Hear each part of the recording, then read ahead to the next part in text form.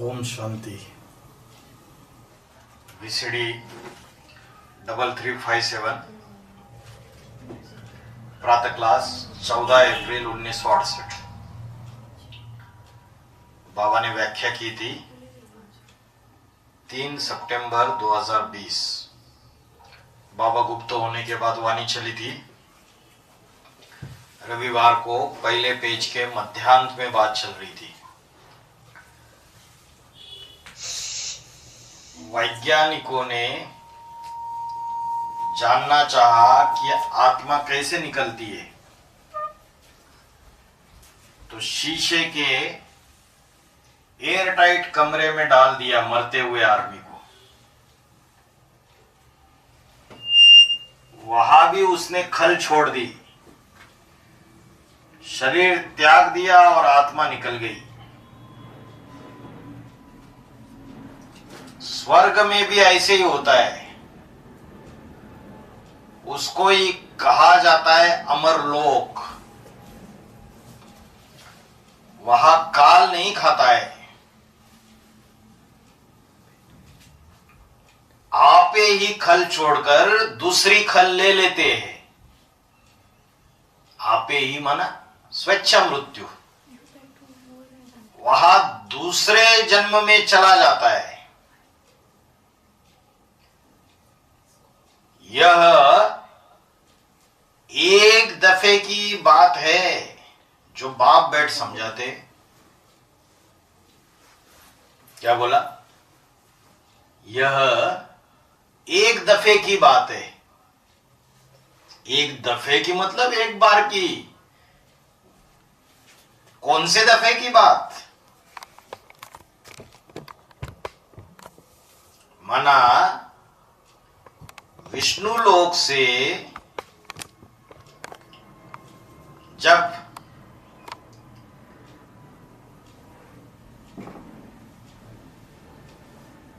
राम की आत्मा जो है, जो मुकर्रर रथधारी है,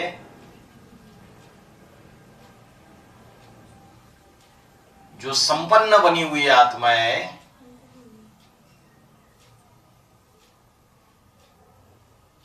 वो विष्णु लोक में शरीर तो छोड़ती नहीं, लेकिन शरीर रूपी चोले को छोड़ करके जो कलाबद्ध सतयुग है, 16 कला संपूर्ण, उस अगली पीढ़ी में बच्चे को जन्म देती है ना, तो जन्म देने से पहले वो अपना शरीर बदलेगी या नहीं बदलेगी? पूछा। जो कृष्ण बच्चा है 16 कला संपूर्ण, उसको जन्म देने से पहले वो अपना शरीर बदलेगी या नहीं बदलेगी? प्रश्न पूछा। बताया बदलेगी। तो वो एक दफा की बात है जो बाप बैठकर समझाते हैं।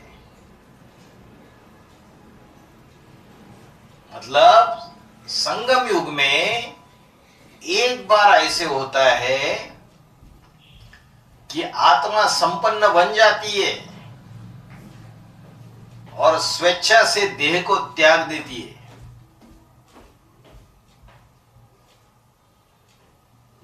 ऐसा नहीं कि जैसे सामान्य मौत होती है, वैसी मौत नहीं होगी एक आत्मा की जो शिव समान बन गई, संपन्न बन गई। जैसे अमरलोक में काल नहीं खाता है, वैसे एक दफा की बात है कि राधा कृष्ण जैसे कलाबद्ध बच्चों को जन्म देने से पहले वो अपना शरीर बदलेगी या नहीं बदलेगी? पूछा और जवाब दिया बदलेगी। तो ये एक दफा की बात बाप बैठ समझाते। हमेशा ऐसा होता है। वो तो देह को त्यागती है, अगरबा बन जाती है, गर्भ द्वारा जन्म लेने की दरकार नहीं है, फिर प्रवेश करके दूसरा शरीर लेती है, दूसरी खल धारण करती है। और विजिट नंबर 3356 में बोला कि वो देह त्याग करके और खल ले लेती है, बहुरूपी है बोला।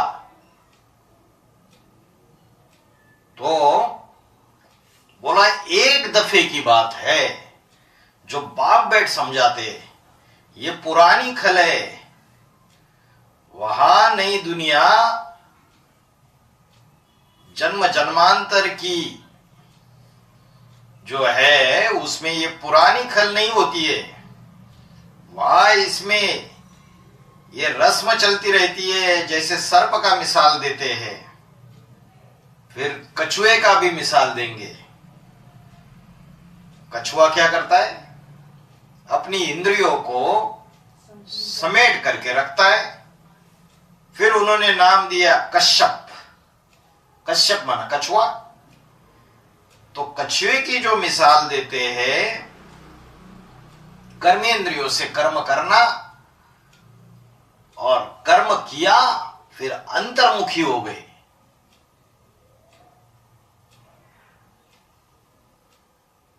बहुत सारे कर्म किए, आबू में संगठन हुआ, ढेर सारी सेवाएं की, और फिर क्या मान मर्तबा लेना है? बाबा बोलते नेकी करो और दरिया में डालो। तो फिर कर्मेंद्रियों से कर्म करेगा तो कर्मेंद्रिया चौड़ी होकर बाहर आएगी, देहाभिमान बढ़ेगा। तो जो कछुए मिसल आत्माएं होगी वो कर्म करेगी और फिर अंतर्मुखी हो जाएगी। जैसे हमने कुछ किया ही नहीं, बाहर आ जाती है, अंतर्मुखी हो जाती है, आत्मिक स्थिति में टिक जाती है, तो बाप की याद में टिक जाते हैं। तो ये मिसाल सभी इस समय के है। किस समय के? संगम के है।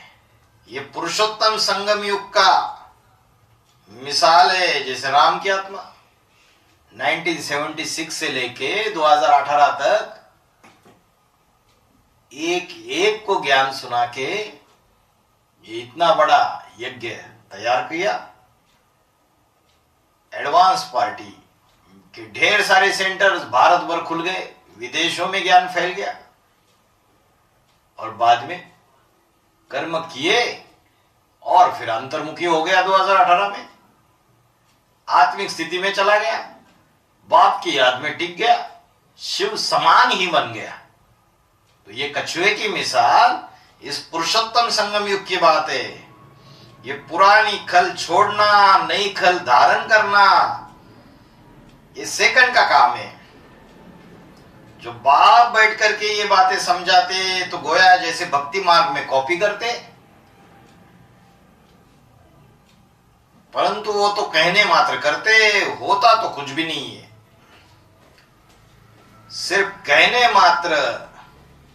भ्रामरी का भी मिसाल देते। भ्रामरी क्या करती है? भू भू भू भू करती रहती है, कीड़े को लाती है पकड़ करके, और भू भू भू की आवाज करते करते उसको आप समान बना देती है। पर वो भी उनके कहने मात्र है, वो समझा नहीं सकते। समझते कुछ भी नहीं तो समझाएंगे कैसे? अब बच्चों देखो, तुम समझते तो हो, ये सारी बातें पुरुषोत्तम संगम युग की मिसाल है। फिर तुम भक्ति मार्ग में शास्त्रों में जन्म जन्मांतर सुनते आए हो, क्योंकि इनका हिसाब किताब बन जाता है। अभी संगम युग में जो भी प्रैक्टिकल होता है उसका शास्त्रों में हिसाब दिया हुआ है। तो सब कुछ इस समय का है। ये जो भक्ति मार्ग में त्योहार मनाते, शास्त्र लिखते, गायन पूजन यादगार, सब इस समय के। बाबा ने बोला माताएं जो है वो भ्रमरी मिसल भू भू ज्ञान की करती रहे अपने पति को, जैसे भ्रमरी भू भू करते करते कीड़े को आप समान बना देती है, वैसे ज्ञान की भू भू करते रहो, एक न एक दिन वो आप समान बन जाएगा। ये जितने भी त्योहार है जो मनाए जाते हैं वो इस समय की यादगार है। रखड़ी बंधन का नाम रख दिया, रक्षा बंधन। अरे काहे की रक्षा, किससे रक्षा? अपवित्रता से रक्षा का बंधन है। पहले ब्राह्मण जो होता था वो घर घर में आकर के रक्षा का बंधन बांधता था, लेकिन उसकी यादगार अब क्या हो रहा है?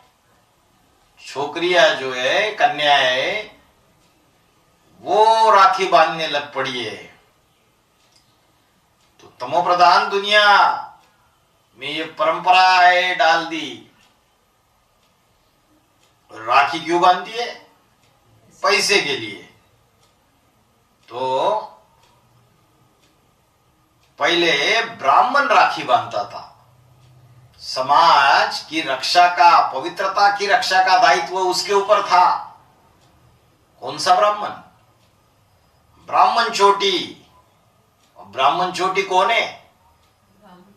राम वाली आत्मा एक ही है, या नंबरवार जो सूर्यवंशी बच्चे वो भी ब्राह्मण चोटी बनते हैं? हाँ, वो चोटी के ब्राह्मण है, अव्वल नंबर की कुरी के। तो वो अपवित्रता से रक्षा के लिए बंधन में बांधता था। लेकिन आज ये बात भूल गए। ऐसे ही दशहरा मनाते, 10, 11, 12, ये रावण के जो 10 सिर है ना, 5 विकार पुरुष रूप में। कोई 5 धर्म पिता है, काम क्रोध लोभ मोह अहंकार। तो इस सृष्टि रूपी रंगमंच पर जब आत्माएं उतरती है आत्मलोक से, तो नंबरवार काम क्रोध लोभ मोह अहंकार के साक्षात अवतार है। उनसे पहले ये काम विकार नहीं होता है कामेंद्रिय का। इब्राहिम आया तभी तो काम विकार आया। जब वो आते तो विकार शुरू होते। ऐसे ही क्रोध, क्रोध क्या करता है? बाहुबल चलाता है। क्रोध हो, लोभ हो, मोह हो, अहंकार हो, ये 5 विकार पुरुष के हैं। तो जो धर्म पिताएं आते हैं वो पुरुष रूप में आते हैं या स्त्री चोले में आते हैं? पुरुष रूप में आते हैं। जैसे क्राइस्ट है, जीसस पुरुष था या स्त्री था? पुरुष था। महात्मा बुद्ध पहले नाम था सिद्धार्थ, वो भी पुरुष था। इब्राहिम वो भी पुरुष था। तो उन पुरुष चोलों में प्रवेश करते हैं। तो पुरुष इस दुनिया के बाप ने बताया कि सारे ही पुरुष दुर्योधन दुशासन है, दुष्ट युद्ध करने वाले, दुष्ट शासन करने वाले, हाथ पांव चला करके कंट्रोल में करते बाहुबल से। काम क्रोध लोभ मोह अहंकार ये सारे राक्षस है। और इन 5 विकार रूपी राक्षसों को साथ देने वाली कौन है? 5 मंदोदरिया।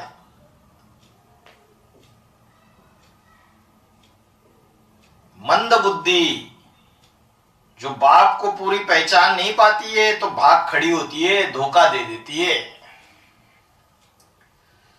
जैसे जगदम्बा, उसको भी मंदोदरी कहेंगे। तो मंदोदरी में पृथ्वी का रूप है। पृथव्यात बहुत चौड़ी हो जाती है, बहुत विस्तार को पाती है। उसकी यादगार में कौन सा अवतार दिखाया? दशावतार में मत्स्य अवतार। पहले छोटी मछली के रूप में था, फिर बढ़ते बढ़ते उसको तालाब में डाल दिया, फिर झील में डाल दिया, फिर नदी में डाल दिया, फिर सागर में डाल दिया, इतना बड़ा आकार हो गया। बाबा ने बोला राज करेगा खालसा, सबको अपने प्रभाव में ले लेगी। चंद्रवंशी जो है उससे ही इस्लामी निकले और ब्रह्मा की गोद में इस्लामी, बौद्धी, क्रिश्चियन, मुस्लिम, सन्यासी, सिख, आर्य समाजी, मुस्लिम, सारे के सारे विधर्मी पलते हैं। तो बोला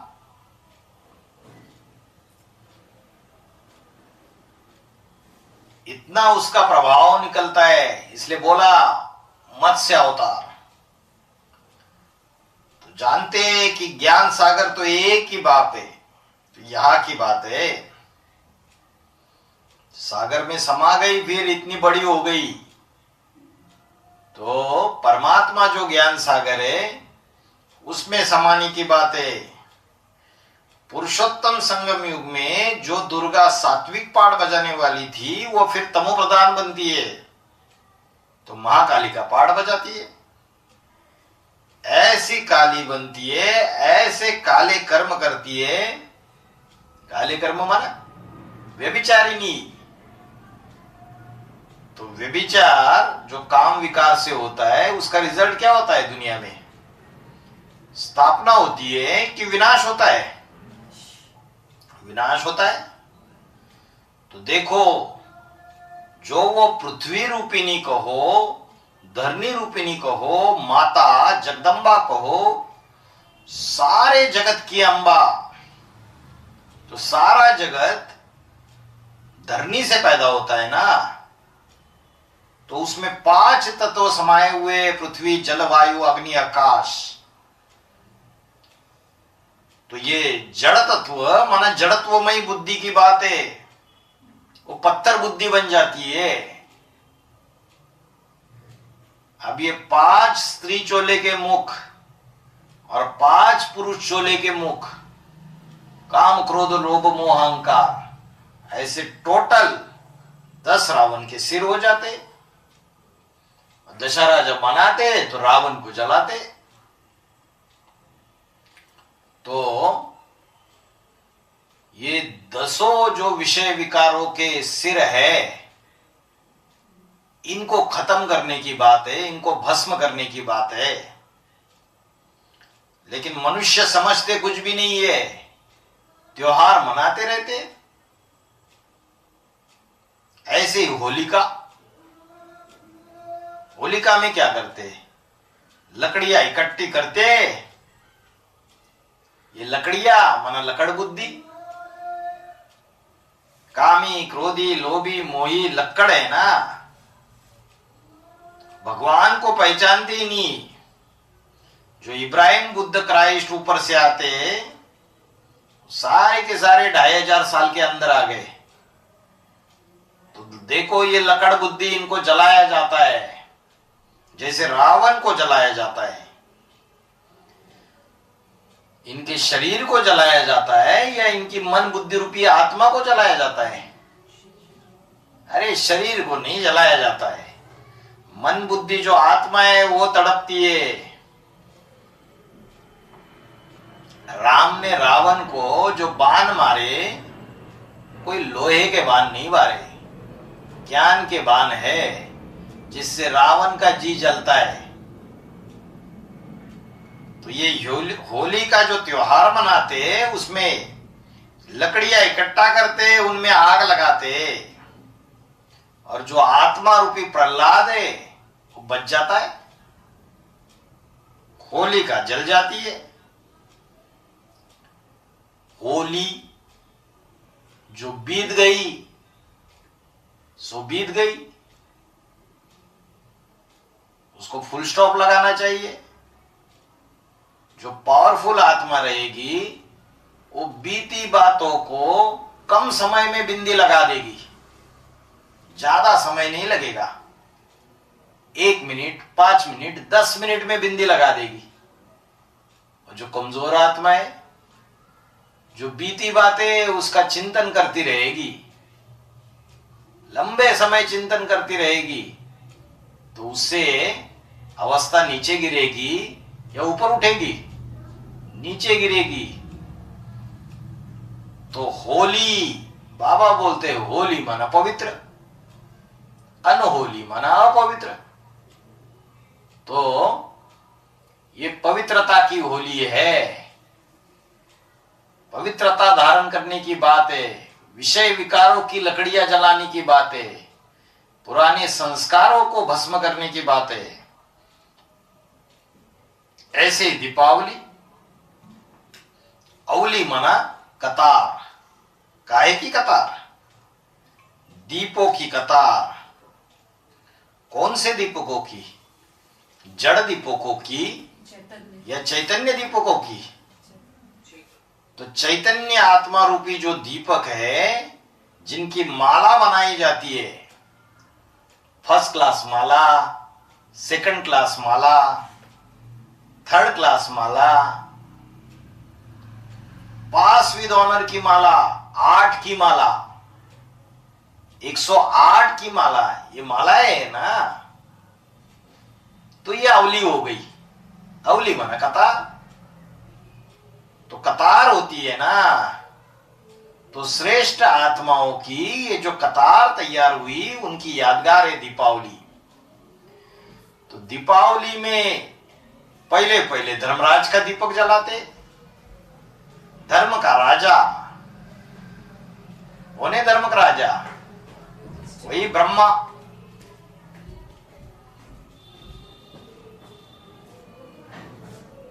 उसमें तो 4 मुख दिखाया है ब्रह्मा के। तो जो अव्वल नंबर का है, जिसको कहा है अल्लाह अव्वल दीन मुसलमानों ने, ऊंचते ऊंच पाड़धारी, हीरो पाड़धारी, जिसने आके ऊंचते ऊंच आदि सनातन देवी देवता धर्म की स्थापना की, जो विश्व में राज्य करने का अधिकारी बनता है, पहले पहले संगठन बनाता है, वसुदेव कुटुंबकम आकर के बनाता है, एक बाप और बाकी सब बच्चे। ये दिवाली का त्योहार मनाते हैं। जो भी त्योहार मनाते हैं, ये इस समय भक्ति मार्ग में आकर इसकी परंपराएं चलती है, फिर रीत बनाते रहती है। इसलिए होती है ना। तो एक दफे सब कुछ, फिर वो भक्ति मार्ग में चले आते हैं। ये प्रैक्टिकल में सच्ची बात है। और वहां फिर भक्ति मार्ग में ऐसे ही मनाते चले आते, कुछ समझते थोड़ी है। अंधश्रद्धा में कुछ नहीं समझते। तो वो अंधश्रद्धा 12 महीने चलती है। अभी ये सब बातें सतयुग में होती नहीं, न त्रेता में होती है। ये भक्ति मार्ग की जो भी बातें, वो द्वापर कलयुग में होती है, द्वैतवादी युग में। कौन सा द्वैतवाद? सतयुग में एक धर्म, एक राज्य, एक भाषा। और जब से द्वापर आता है, दो दो धर्म, दो दो राज्य, दो दो राजाएं, दो दो भाषाएं। तो द्वैतवाद स्थापन हो जाता है। सतयुग त्रेता में एक का धर्म स्थापन किया था, एक अल्लाह अव्वल दीन, हेवनली गॉड फादर शिव ज्योति ने आकर के मुकर्रर रथ में स्थापन किया। एक स्वर्ग स्थापन किया या 3 प्रकार के स्वर्ग स्थापन किए। एक अव्वल नंबर स्वर्ग, वैकुंठ लोक, विष्णु लोक या स्वर्णिम संगम युग। दूसरा 16 कला संपूर्ण सतयुग, वो भी एक स्वर्ग। और फिर जब कलाएं कम हो जाती है तो 14 कला संपूर्ण त्रेता युग, उसको बोला है बाबा ने सेमी स्वर्ग। तो ये सभी बातें न सतयुग में होती है, न त्रेता में, न विष्णुलोक में होती है। ये सारी बातें अच्छे से समझ करके फिर भक्ति मार्ग में इसको फॉलो करते, क्योंकि दिन प्रतिदिन नई बातें तुम बच्चे सुनते रहते हो, और फिर इन नई नई बातों को सुन सुन करके तुम्हारा निश्चय अटल होता जाता है, और ढेर के ढेर सेंटर्स तुम्हारे खुलते रहते, सेंटर्स खुलते रहते, बढ़ते रहते, ये कम होते, बढ़ते, थोड़े बहुत टूटते भी होंगे, लेकिन बनते ज्यादा है, टूटते कम है। जैसे पतझड़ होता है, तो किसी वृक्ष में जब पतझड़ होता है तो पुराने पत्ते झड़ते, फिर नए पत्ते उससे जास्ती निकल पड़ते हैं। तो ये भी लिखना होता है कि मनुष्य काल पर जीत कैसे पहन सकते हैं, कैसे पहन सकते हैं। अपन को देह समझना छोड़े, हम ज्योति बिंदु निराकार आत्मा है, और बिंदु का कोई आकार प्रकार होता है क्या, लंबाई चौड़ाई होती है क्या? भगवत गीता में तो बोला अनुरणीयाम समनुस्परेत, अनु से भी अनुरूप हो, इसका मतलब अनु के भी ढेर सारे टुकड़े कर दो, छोटे छोटे छोटे, इतना सूक्ष्म है शिव भी, परमात्मा भी उतना सूक्ष्म है, आत्मा भी अति सूक्ष्म है। तो हम आत्मा है, और हमारे आत्माओं का जो बाप है वो भी ज्योति बिंदु। जैसे चींटी का बाप चींटी, हाथी का बाप हाथी, सांप का बाप सांप जैसा लंबा, तो ज्योति बिंदु आत्मा जो अनुरूप है, गीता में बताया, बच्चे भी अनुरूप। तो अपन को ज्योति बिंदु आत्मा समझ करके, उस ज्योति बिंदु आत्माओं के बाप को पहचान करके, इस सृष्टि रूपी रंगमंच पर कौन से मुकर्रर रथ में लगातार पुरुषोत्तम संगम युग में पहाड़ बजाता है, क्या बोला, कौन से मुकर्रर रथ में पहाड़ बजाता है लगातार, ये समझना चाहिए। उस मुकर्रर रथ को छोड़ता है पूरे संगम युग में नहीं छोड़ता है, लगातार मुकर्रर रहता है। तो 8 नवंबर 2022 को जब स्थूल शरीर बाबा ने त्याग दिया स्वेच्छा से, तो भी मुकर्रर रथ है, आत्मा संपन्न बन गई, और उसी मुकर्रर रथ को लेके फिर अष्टदेव में प्रवेश कर रही है, बहुरूपिया। भगवत गीता में बोला विभूतिया, शास्त्रों में बोला दशावतार, बाबा ने मुरली में बोला नंबर 1 रुद्र अष्टदेव में प्रवेश करके 12 ज्योतिर्लिंगों का पहाड़ बजाता है। सारे भगत लोग धक्के खाते रहते, 12 ज्योतिर्लिंगों की यात्रा करते और जाके माथा टेकते, बुद्धि में संगम युग में बैठ जाता है कि सारी दुनिया में यही 12 है जो सबसे अव्वल नंबर है, इसलिए सारी दुनिया 12 राशियों में बटी हुई है। तो उस मुकर्रर रथ को मैं छोड़ता ही नहीं हूं, तो उसको याद करे। ऐसा नहीं कि स्थूल रथ के पिछाड़ी पड़े रहे, स्थूल शरीर तो छूट गया, किसको याद करे, उस मुकर्रर रथ को याद करे, मतलब उसकी आत्मा, हाँ, जिसको लेकर उसका जो सूक्ष्म शरीर है उसको लेके किस खल का स्वीकार किया, पहली पुरानी खल त्यागी तो नई खल तो ली ना, जिसका स्वीकार किया, जिसमें कार्य कर रहा है उसमें याद करे वो कौन से मुकर्रर रथ में कार्य कर रहा है उसको याद करे। इस तरह अमर लोक को प्राप्त कर सकते। मृत्यु लोक से अमर लोक कैसे जा सकते? वो खुद अमर लोकवासी बन गया तो नंबरवार बच्चे भी अमर लोकवासी बनते हैं या नहीं बनते? हाँ, बनते हैं। उसको याद करने से बनेंगे या ऐसे ही बनेंगे? सोई जाने तही देव जनाई, जानत तुम्हें तुम्हें हो जाई। तो वो नंबर 1 रुद्र जहां प्रवेश कर रहा है उसमें उसको याद करेंगे तो बच्चे भी नंबरवार अमर लोक को प्राप्त होंगे।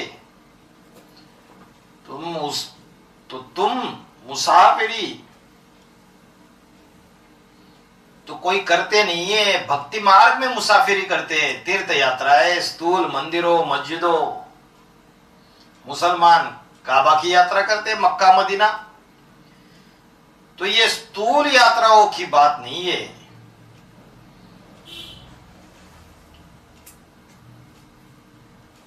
ये सब धर्मों के लिए, ऐसे नहीं कि कोई आदि सनातन देवी देवता धर्म वालों के लिए ही है। चाहे हिंदू हो, मुसलमान हो, सिख हो, ईसाई हो, सबके लिए। ये कोई मुसाफिरी, वो भक्ति मार्ग वाली मुसाफिरी नहीं है। ये रूह की यात्रा है। और ये रूह की यात्रा कर्मेंद्रियों के भोग में नहीं समाई हुई है। नहीं तो बढ़िया बढ़िया खाते रहो, लड्डू पेड़े, घी के माल जैसे श्रीनाथ दरबार में बनते, खाते रहो, बेचते रहो, मस्ती मारते रहो। गरीबों को नहीं देते, पैसा लेते फिर देते, उनसे सेवा लेंगे तो देंगे। धन की सेवा बहुत होती है वहां। तो ये है सारा योग की बात। काहे से योग? आत्मा का आत्माओं के बाप से योग, पहचान करके योग, या ब्रह्म कुमारी हो जैसा सिर्फ बिंदी बाप है, पहचान करके। तो बिंदु बिंदु आत्माएं सब कीड़े मकोड़े, वो ज्योति बिंदु कौन से मुकर्रर शरीर में ओम मंडली से लेकर के पुरुषोत्तम संगम युग में अभी तक 100 साल पूरे होने तक पाड़ बजाते रहेगा, वो पहचानना जरूरी है। तभी योग लगा सकेंगे। कब से? यज्ञ के आदि से, ओम मंडली से। पहले सेवक राम का शरीर, फिर दादा लेखराज का शरीर, उसमें भी वो मुकर्रर रथ, शिव उस मुकर्रर रथ के वाइब्रेशन को लेके प्रवेश करता है। फिर दो माताओं के तो पहले ही, दादा लेखराज ब्रह्मा के पहले, फिर उसके बाद दादा लेखराज का शरीर, फिर उसके बाद शंकर का पाठधारी, फिर उन्होंने भी स्वेच्छा से देह को त्याग दिया 8 नवंबर 2022 को। उसके बाद टेम्पररी रूप से अष्टदेवों के द्वारा कार्य चलता है। तो ये रूहानी योग है। रूह के साथ अपने को रूह समझ करके जो ज्ञान की बात है, जो 4 सब्जेक्ट है, ज्ञान, योग, धारणा, सेवा, इन सब्जेक्ट को अपने जीवन में धारण करना है, पुरुषार्थ करना है। तो योग पहले कि ज्ञान पहले? पहले ज्ञान, पहले जानकारी। जैसे ब्रह्म कुमारियों को ये जानकारी बुद्धि में नहीं बैठी ज्ञान की गहराई के अनुसार कि शंकर का पाठ इस पाठधारी में चल रहा है, तो योग सही लगाएगी या गलत लगाएगी? गलत लगाएगी। और अभी एडवांस पार्टी के अंदर भी अगर ये ज्ञान बुद्धि में नहीं बैठा कि बाबा ने स्वेच्छा से देह त्यागने के बाद नेक्स्ट क्या, तो योग सही जगह लगाएंगे या गलत जगह लगाएंगे? गलत जगह लगाएंगे तो विकर्म विनाश होंगे? बाबा ने बोला विकर्म विनाश नहीं होंगे। तो गीता में बताया किस बात की जानकारी? ज्ञान माना जानकारी, किस बात की? क्षेत्र और क्षेत्रज्ञ। क्षेत्र माना ये शरीर, शरीर रूपी क्षेत्र को, खेत को, जिसमें आत्मा पाड़ बजाती है। तो उस क्षेत्र को पहचानो जिसमें वो मुकर्ररधारी पाड़ बजा रहा है। वो कौन सा शरीर रूपी अर्जुन का रथ है जिसमें वो निराकार शिव प्रवेश करके अर्जुन को सारा गीता ज्ञान देते? जब पहचान हो जाए,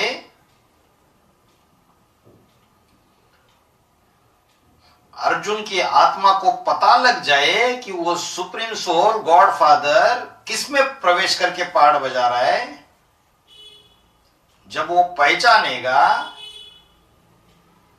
तब यथार्थ योग लगा सकेंगे।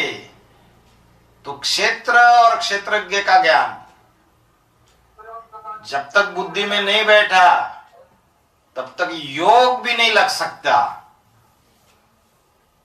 तो मुख्य है ज्ञान और उसके बाद योग।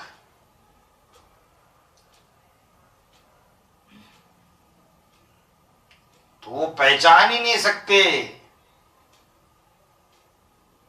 कि किसमें पाड़ बजा रहा है। हिंदू में पाड़ बजा रहा है, मुसलमानों में पाड़ बजा रहा है, क्रिश्चियन में बजा रहा है, किसमें पाड़ बजा रहा है? अर्जुन समझेगा कि वो तो मेरे ही शरीर रूपी रथ में प्रवेश करके निराकार ज्योति बिंदु पाड़ बजा रही है। कौन समझेगा? अर्जुन समझेगा। गुड़ जाने गुड़ की गोथरी जाने, जिसके शरीर में पाड़ बजा रहा है वो समझेगा। तो इधर पूछा हिंदुओं में पाड़ बजा रहा है, मुसलमानों में पाड़ बजा रहा है, ऐसे क्यों पूछा? क्रिश्चियन में पाड़ बजा रहा है, किस में पाड़ बजा रहा है? 8 अष्टदेव है। कोई इस्लाम धर्म का पूर्वज है, कोई चंद्रवंश का पूर्वज है, कोई क्रिश्चियन धर्म का पूर्वज है। तो किस में पाड़ बजा रहा है? एडवांस पार्टी के ब्राह्मणों की दुनिया में भी ये कंफ्यूजन है भाई। एक ही दिखाई दे रहा है, बाकी तो कोई दिखाई नहीं दे रहा है। अर्जुन समझेगा कि वो तो मेरे ही शरीर रूपी रथ में प्रवेश करके पाड़ बजा रहा है। तो अर्जुन एक है या नंबरवार है? नंबरवार है।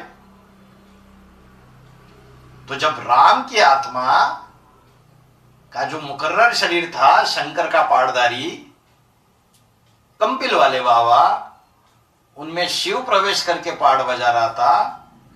तो शिव हो गया क्षेत्रज्ञ और क्षेत्र हो गया वो अर्जुन का रथ जो है, वो हो गया उसका शरीर बाबा का, राम वाली आत्मा का। अभी राम वाली आत्मा जब 2018-19 में शिव समान बन जाती है तो फिर वो अष्टदेव में प्रवेश करके पाड़ बजाती है। तो सब में बाप के रूप में प्रवेश करके पाड़ बजाएगा। कोई एक ऐसा बड़ा बच्चा होगा जिसको गद्दी दे देगा। हिंदू है, किस में पाड़ बजा रहा है? मुसलमान में पाड़ बजा रहा है, क्रिश्चियन में बजा रहा है, किस में बजा रहा है? तो उस अर्जुन को समझ में आएगा कि वो तो मेरे ही शरीर रूपी व्रत में पाड़ बजा रहा है। तो ऐसी ऐसी बातें नई नई समझाने के लिए बोर्ड में लिखनी पड़ती है। जैसे नाटक कोई नया होता है, भाई आज फलाना नाटक है, लोगों को पता चलता है ना, भाई चौराहे पे बोर्ड लगा है आज ये नाटक चल रहा है, जिनको देखना हो सारो देखो आके, आज फलाना नाटक है। अरे नाटक तो रोज फिरते रहते हैं ना। तो ऐसे ही तुम्हारे भी ये ज्ञान के पॉइंट्स है ना। क्या बोला है? नहीं, बोला कि भाई चौराहे पे जो बोर्ड लगता है तो पता चलता है ना कि नाटक है, ये भी नाटक है। वो देह को त्याग के जिसमें प्रवेश करता है, पता नहीं लगना चाहिए ब्राह्मणों की दुनिया को। अरे जब एक्टिविटी करेगा, संदली पे बैठ के ज्ञान सुनाएगा, दृष्टि देगा, उसकी वीडियो बनेगी और YouTube चैनल पे अपलोड होगी, सारे ब्राह्मणों की दुनिया पे जाएगी, तभी तो नाटक का पता चलेगा। ऐसे पता चल जाएगा नहीं तो नाटक तो रोज फिरते रहते हैं ना। ऐसे तुम्हारे भी ये ज्ञान के पॉइंट्स है ना, वो बोर्ड में लिखे हुए रहने चाहिए हर चौराहे पे, तिराहे पर कि आज इस पॉइंट्स के ऊपर समझाया जाएगा। तो ब्राह्मणों की दुनिया में भी चौराहे तिराहे है, ये व्हाट्सएप के ग्रुप बने हुए हैं ना, या भेज दो इस पॉइंट्स के ऊपर, इस मुरली में ये बातें समझाइए, ये समझाने वाले हैं। ऑनलाइन क्लास अटेंड कर लेना, लिंक भेज देंगे। तो तुम्हारे सेंटर्स के ऊपर भी फिरते रहे, वो पॉइंट बोर्ड के ऊपर फिरने चाहिए कि नहीं? सेंटर के ऊपर नहीं फिर रहे क्या? बड़ी बिल्डिंग में बड़ा बोर्ड लगा दिया, गीता का भगवान कृष्ण ने शिव शंकर भोलेनाथ है। अभी वो शिव शंकर भोलेनाथ कहां पाड़ बजा रहा है ये तो पता ही नहीं किसी को, किस में प्रवेश करके पाड़ बजा रहा है। ओम शांति।